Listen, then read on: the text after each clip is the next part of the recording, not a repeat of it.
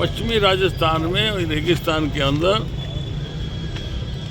खेजड़ी वृक्ष का बहुत महत्व है और इसका महत्व समझते हुए गुरु जम्बेश्वर महाराज ने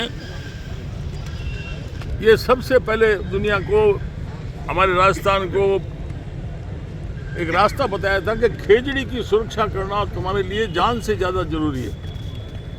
और उसका महत्व इसके कारण था कि आज खेजड़ी के कारण से रेगिस्तान का विस्तार नहीं हुआ है।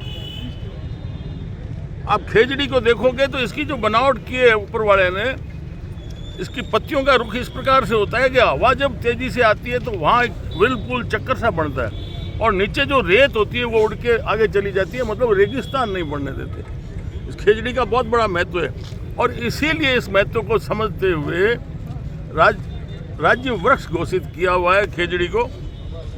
और इसके पीछे गुरु जम्बेश्वर महाराज के आह्वान के कारण से जोधपुर में जब जबरदस्ती खेजड़ी काटी जा रही थी तो 363 महिलाओं ने, पुरुषों ने इसके लिए चिपको आंदोलन की शुरुआत की थी और अपनी जान दी थी। इस बात को समझना चाहिए राज्य सरकार अंधी हो रही है। केंद्र सरकार इस बात को सोच ही नहीं रही है कि हमें बिजली का उत्पादन करना है। अरे पहले हमें ये धरती रहेगी जब ना, बिजली किस काम आएगी? ये मानव रहेगा, ये वन्य जीव रहेंगे, पक्षी रहेंगे, जब ही तो होगा ना। लेकिन ये ग्रीन एनर्जी के नाम पर जनता को धोखा दे रहे हैं। आप ग्रीनरी को तो खत्म कर रहे हो, हरियाली को खत्म करके कौन सी हरी बिजली ला रहे हो? अगर इसको कोई समझने वाला हो तो ये जगह जगह आपके पास समुद्र का क्षेत्र है, आपके पास बड़ी बड़ी झीलें हैं, बड़े बड़े बांध हैं, हमारी बड़ी बड़ी ये नहरें हैं, इसके अंदर आप लगाओ ना। हमारी किसानों की आज ज़मीनें चली गई, उसको किराया जरूर मिल रहा है पर उसके बच्चे हैं वो बेरोजगार हो गए क्योंकि उसके पास काम नहीं है। काम नहीं होने से वो नशा कर रहा है, गलत रास्ते जा रहा है, चोरियां कर रहा है। इसलिए हम कहते हैं कि ये इस प्रकार से बिना सोचे समझे आप कर रहे हो। हमारा जो राष्ट्रीय पक्षी है मोर, मोर के तो कोई हाथ लगा दे, नुकसान पहुंचा दे तो उसकी गैर जमानती उसमें सजा है। और राज्य वृक्ष जो हमारा खेजड़ी है, इसके अंदर जुर्माना कितना है? 100 रुपये।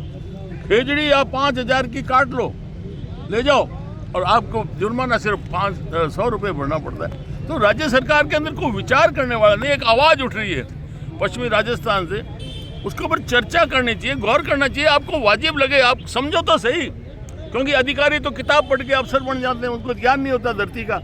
वो कभी ननियाल में रहा नहीं, कहीं दादाणा में रहा नहीं। इसलिए जनता के बीच में आके पूछना चाहिए, समझना चाहिए कि समस्या क्या है आखिर।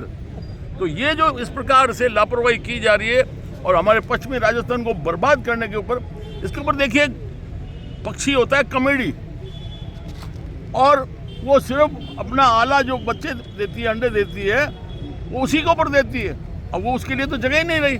वहाँ नीचे कोई झाड़ियाँ नहीं बची, वहाँ खरगोश नहीं है, वहाँ हिरण नहीं है, वहाँ और कोई जीव पक्षी कुछ भी नहीं है, बैठने को जगह नहीं है। सिर्फ लोहे के खंभे खड़े कर दिए और उससे बहुत बड़ा नुकसान हो रहा है। इससे जो हमारे ये जो कंडक्टर लंबी हाई टेंशन लाइन निकल रही है, अगर उसके नीचे कोई गाड़ी ट्रैक्टर खड़ा कर दे तो रात भर में उसकी बैटरी बैठ जाए। अगर उसके नीचे से कोई निकलता है, खड़ा रहता है, तो उसको कंपन शुरू हो जाती है।